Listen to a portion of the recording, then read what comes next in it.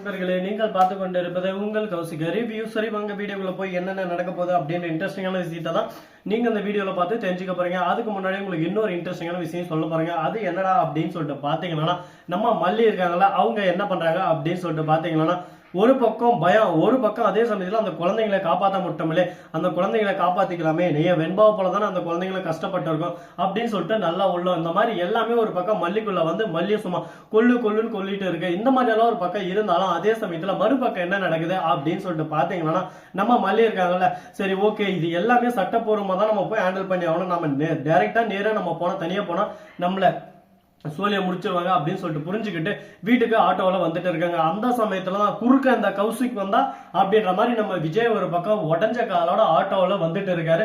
மல்லியை பார்த்ததும் auto நிறுத்திடுறாரு. Auto நிறுத்தி டக்குன்னு ரிப்போர்ட்டை எடுத்து இப்படி முன்னாடி நீட்டுறாரு. ஏன் மல்லி, நீதான் வெண்பாவை கடத்தினியா அப்படின்னு சொல்லிட்டு கேட்கறாரு. என்ன விஜய், என்ன பார்த்து அந்த வார்த்தை கேட்டீங்களா அப்படின்னு சொல்லிட்டு ஒரு பக்கம் கேட்க, உடனே நாகு வந்து என்ன மாப்பிள்ள இப்படியெல்லாம் பேசுறீங்க, வெண்பா மேல உங்களை விட அதிகமா உயிரை வச்சுங்கிறதே மல்லி தான், மல்லி எப்படி கடத்துவா, அதான் மல்லி வயிற்றுக்குள்ள ஒரு புது குழந்தை வந்துட்டு இருக்கு, அதனால ஒரு வேலை பண்ணிருக்கலாமோ சித்தின்றத காட்டுறியா மல்லி. அது மட்டும் இல்லாம நீ கர்ப்பமா இருக்கத ஏன் என்கிட்ட மறைச்ச, ஏன் என்கிட்ட சொல்லல? கதிரேசனுக்கு தெரிஞ்சிருக்கு, ராஜேஸ்வரிக்கு தெரிஞ்சிருக்கு, நிஷாவுக்கு தெரிஞ்சிருக்கு, அதே மாதிரி ரஞ்சிதத்துக்கும் தெரிஞ்சிருக்கு, எல்லாருக்கும் தெரிஞ்சிருக்கு என்ன தவிர. அப்படின்னா இதுல என்ன இருக்கு?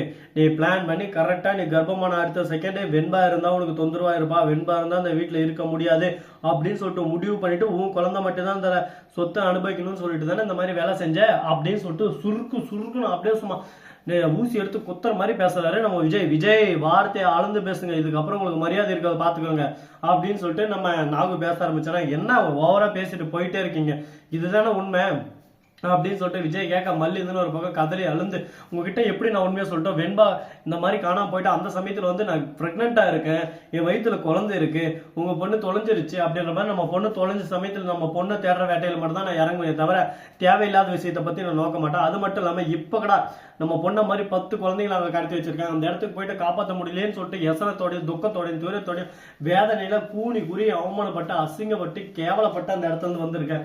இதெல்லாம் உங்களுக்கு தெரியுமா விஜய்? உங்களை பொறுத்த வரைக்கும் நீங்க என்ன யோசிக்கிறீங்க, நீங்க என்ன செய்றீங்க, அதுதான் உங்களுக்கு.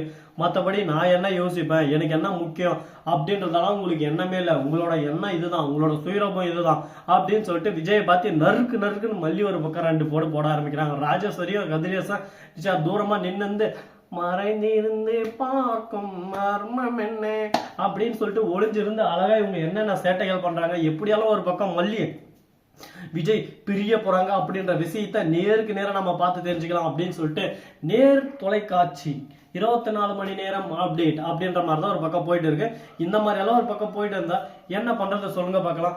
வாழ்வே மாயம், இந்த வாழ்வே மாயம் அப்படின்னு சொல்லிட்டு சோகத்துல கூனி குறுகி போய் இந்த இடத்துல போயின்னு இருக்காங்க. இப்ப என்னதான்டா பண்றது, இதுக்கு வேற வழியே இல்லையா? இப்படியே ஒரு பக்கம் போயிட்டு இருந்தா நம்மளுக்கு என்னதான் ஆப்ஷன் இருக்கு சொல்லுங்க பார்க்கலாம். நாமளும் ஒரு பக்கம் குத்துதே குடையுதேன்னு சொல்லிட்டு சொன்னாலும் அதே சமயத்துல உன்னை வச்சு செய்யாம விடமாட்டேன், தரமான சம்பவங்கள் இனிமேதான் ஸ்டார்ட் அகைன் அப்படின்னு சொல்லிட்டு சொல்றாங்க. இப்ப என்னதான்டா பண்றது, முடிவே இதுக்கு ஒரு வழியே இல்லையா, எதனா ஒரு ஆப்ஷன் நீயே சொல்லு அப்படின்னு சொல்லிட்டு கேட்டீங்கன்னா, நம்ம மல்லி இருக்காங்கல்ல, அவங்களோட குழந்தை வெண்பா உயிருக்கு போரான்னு இருக்காங்க. இப்ப ஏன், எதனால, என்ன ரீசன், என்ன ஆச்சு அப்படின்னு சொல்லிட்டு பாத்தீங்கன்னா, வெண்பாவுக்கு ஃபீவர் அதிகமா இருந்துச்சுல, அதனால அந்த வார்ட் பாய் வந்து டேப்லெட் கொடுத்துட்டு போனோம். இப்ப வெண்பாவுக்கு இன்னும் ஃபீவர் அதிகமா தான், டே குத்ரா ஊசியா பாத்துக்கலாம், நாளைக்கு வந்து கஸ்டமர் வந்துடுவாங்க, அவங்களுக்கு இந்த குழந்தைங்களாம் ஃப்ரெஷ்ஷா நல்லா இருக்கணும், அப்பதான் வாங்கிட்டு போவான், ஊசியை குத்ரா அப்படின்னு சொல்லிட்டு தேவையில்லாத ஒரு ஊசி எடுத்து இன்ஜெக்ஷன் எடுத்து ஒரு சொருகணும் முடிஞ்சு அப்படின்ற மாதிரி வெண்பாவுக்கு ஒரு பக்கம் பிக்ஸ் வந்தது, அந்த இடத்துல விழுந்துக்க அப்படியே சும்மா கழுத்த கை எல்லாமே ஆடுது. ஒரு பக்கம் அதை பார்த்ததும் ஒரு பக்கம் பயம் கிளம்பிச்சு அவனுக்கு.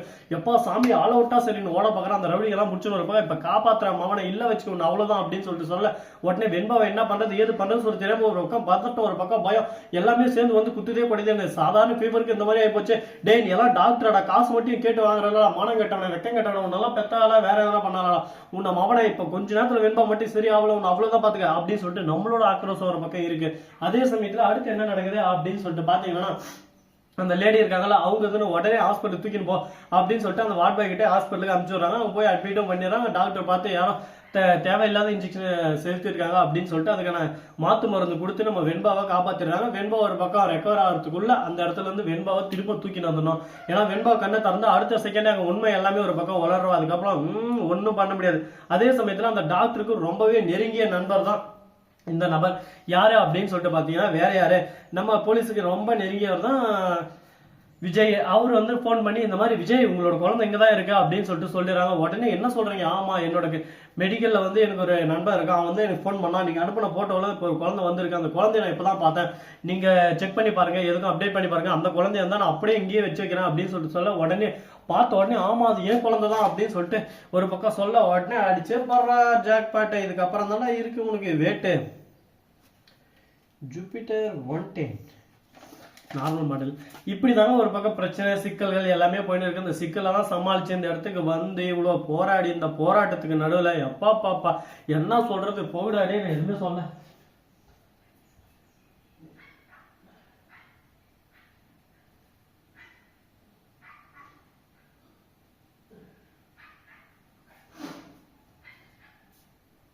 எல்லாம் ஒரு பக்கம் இருக்கட்டும், இதை பத்தி எல்லாம் யோசிச்சு நம்ம மைண்ட ஒரு பக்கம் டிப்ரெஷனுக்கு கொண்டு போக கூடாது.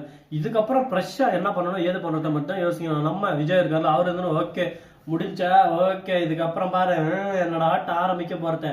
இந்த வீடியோ உங்களுக்கு பிடிச்சிருந்தா லைக் பண்ணுங்க, கமெண்ட் பண்ணுங்க, ஷேர் பண்ணுங்க, டிங் டிங் பெல்ல தட்டி விட்டு போங்க. அப்பதான் நாம போற அடுத்தடுத்த வீடியோ உங்களுக்கு உடனுக்குடன் நோட்டிபிகேஷன்ல வந்து கொண்டே இருக்கும். மிக்க நன்றி, தேங்க்ஸ் ஃபார் வாட்சிங், டாடா, see you, நன்றி, வணக்கம், வந்தனம், வருக தருக, டாடா, பை பாய்.